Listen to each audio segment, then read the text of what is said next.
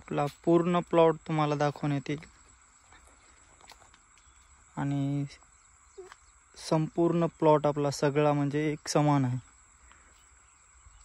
कोणी म्हणतं की एका साईडचं दाखवतं, मी शेवटपर्यंत नेऊन दाखवतो तुम्हाला. आपली हळद पूर्ण एक समान आहे, म्हणजे जे जसं जसं पुढे जाईल तशी तशी तुम्हाला चांगली हळद दिसेल आपली. आणि आजच निंदन झालं हिचं, भरपूर तणकट झालेलं होतं याच्यात. आणि तुम्हाला फुटवे पण दाखवेल मी याच्यात. तसे ते दिसतच असतील तुम्हाला फुटवे, 3-3, 4-4 फुटवे आहेत.